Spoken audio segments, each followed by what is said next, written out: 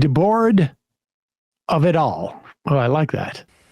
Have you guys seen how the MSM is trying to make the race more favorable to Trump? They keep insisting that Harris is short on policy, ignoring Trump. And when they interview so-called independent voters, they say things like, I really want to see what Harris is going to do about Muslim terrorists coming across the border. Or I'm a little concerned about Democrats supporting trans men in girls' sports, but I want to see what she says. It's a joke, but I do like that it implies Harris is an underdog.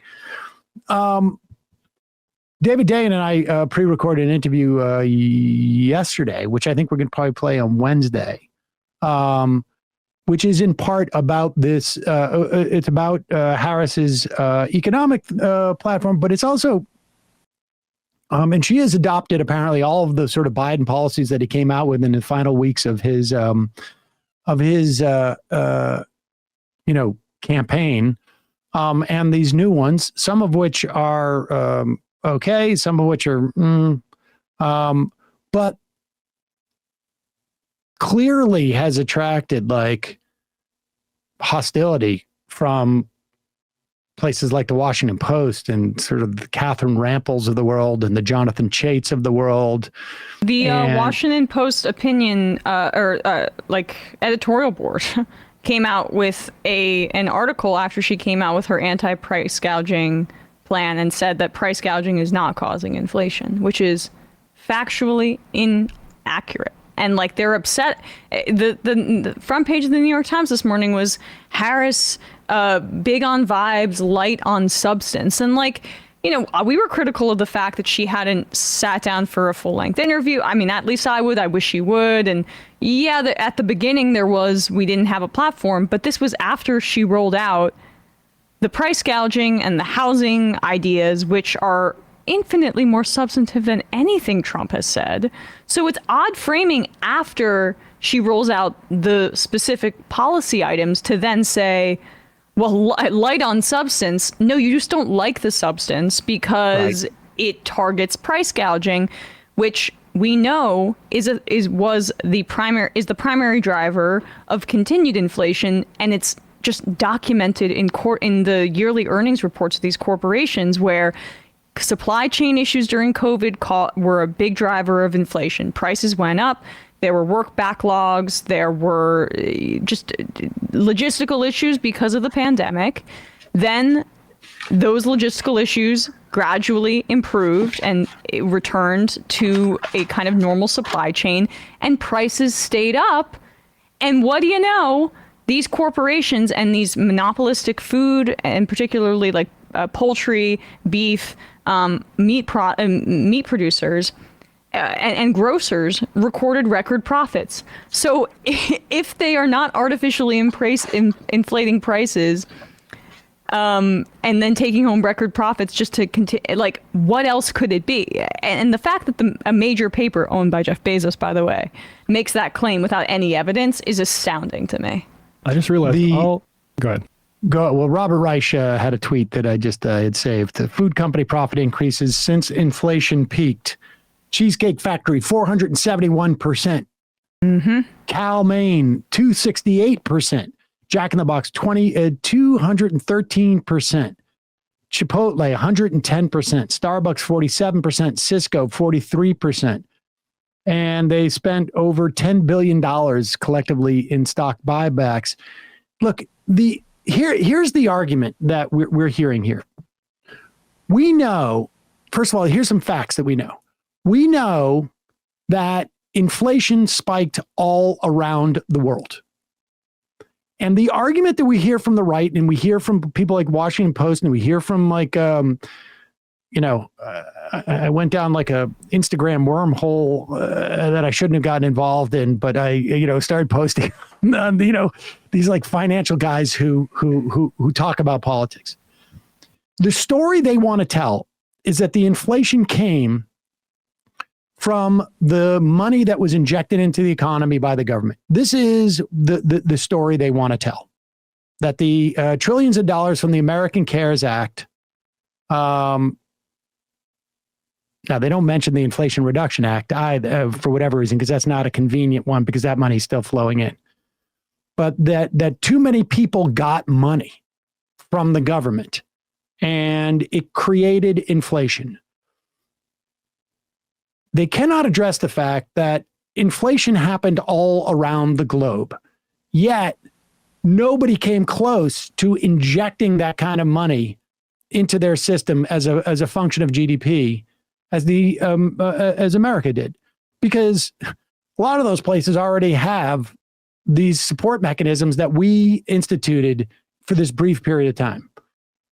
They have a much more robust, so-called welfare state. So the idea that this money was injected in, the only way that you can say that this money caused or didn't cause inflation, the only reason why this money sort of like maintained inflation, according to this story, is because people had the ability to pay for these goods and services at these, and allowed these corporations to maintain artificially high prices.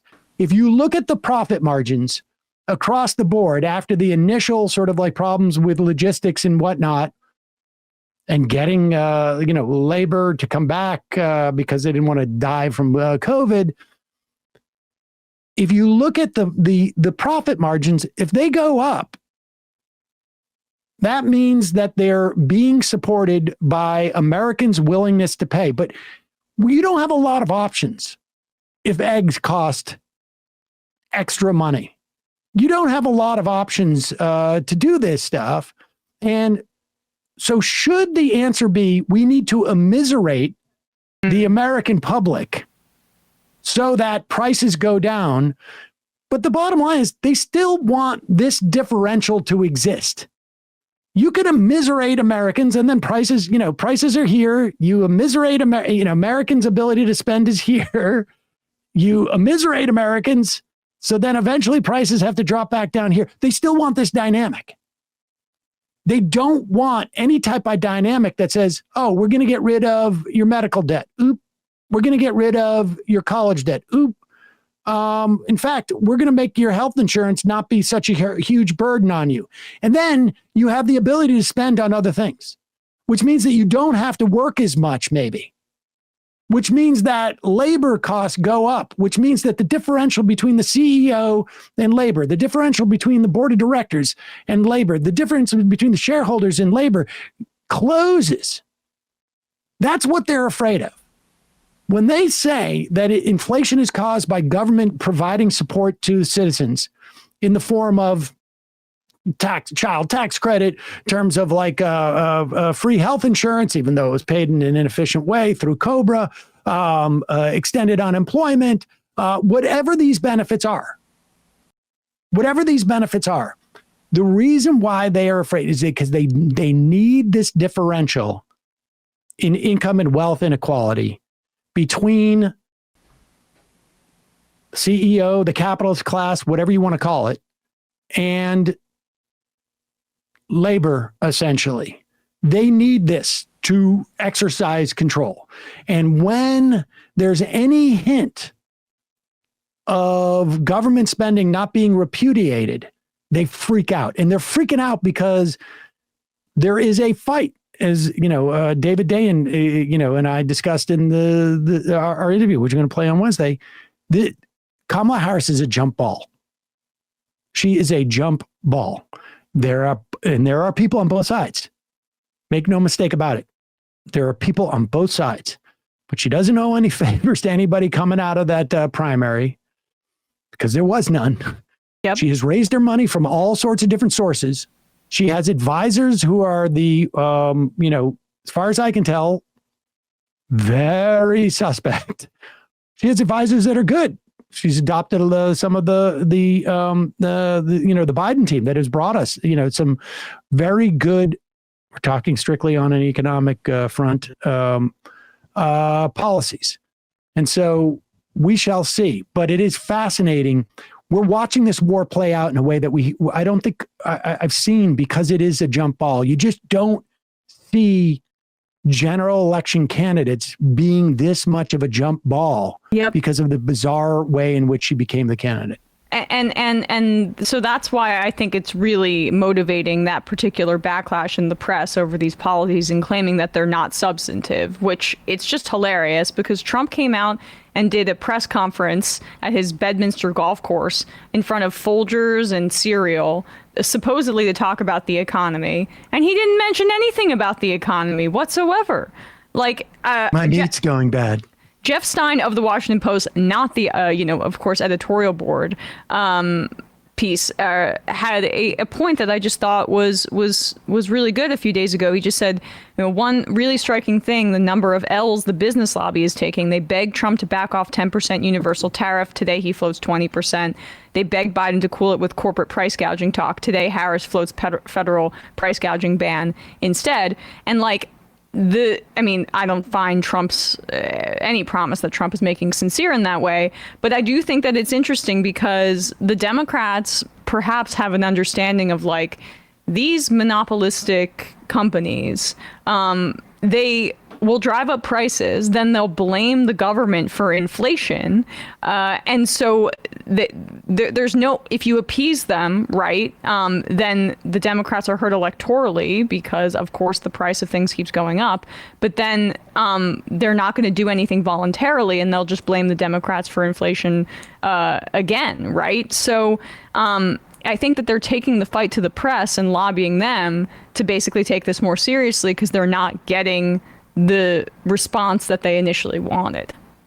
Yeah, I mean, again, this is a fight. And what's interesting, though, with at least the Harris rhetoric, and it's all rhetoric at this point, right? I mean, it's not a position to institute policies. But the reality is that in some respects, political science will claim, and I think there's some truth to it, that politicians generally keep their word in terms of broad strokes on policies. They're obviously constrained by what kind of legislative margins they have. I can think of some big examples of when that didn't happen. Barack Obama saying, if there's, I'll put my walking shoes on, my soft shoes, and walk the picket lines, which he very much did not do when a perfect opportunity came up in 2010-11 with the strikes happening in Madison, Wisconsin. That was a very big thing. The way that he spoke, he pushed some semblance of populism during his campaign, but in fact, the way he addressed the financial crisis was anything but.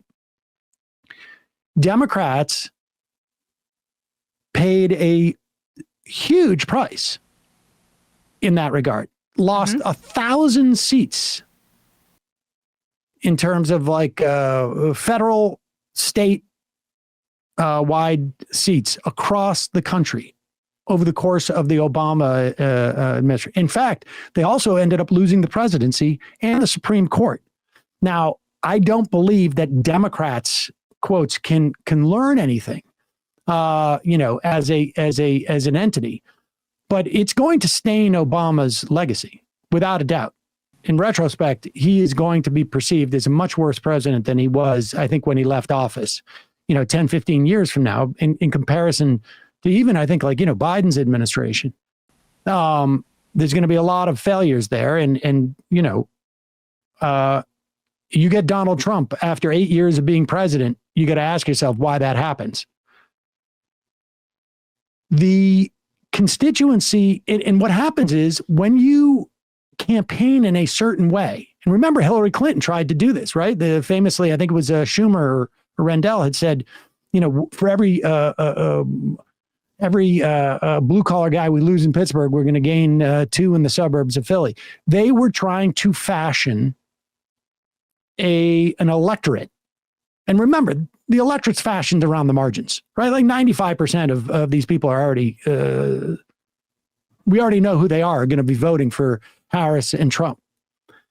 You try or 98, 99%, maybe we know 100% of the cohorts they're going to vote. But the question is, how many from each cohort is going to come out and vote for you? and in what relative difference.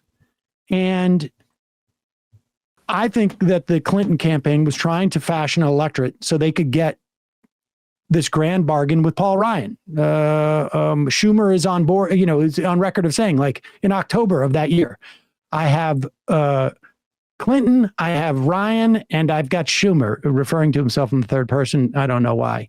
And we're going to make a deal to bring offshore money back to this country, offshore profits. I think this was in the Washington Post and the New York Times in October of 2016.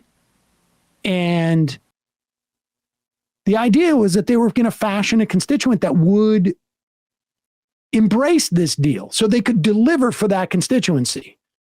When you make promises that you know you're not going to deliver, you are setting yourself up for political failure in the future. And so when Walz and Harris and Walz go out and talk about populist policies, they are making some measure of commitment by fashioning an electorate that they are going to have to keep happy and not disappoint, because that's where their electoral fortunes are built. And, take all of this with a grain of salt. None of this is, delivered or sealed or guaranteed, but it's encouraging. It's also equally discouraging in some ways that she hasn't come out and said more specifically on conditioning aid, let's say, in regards to Israel. But this is the way these things work. Hey, folks, don't forget to hit the subscribe button and check out our daily show. We do it every day at 12 p.m. Eastern for about 2.5 hours. We even take phone calls. You should check that out.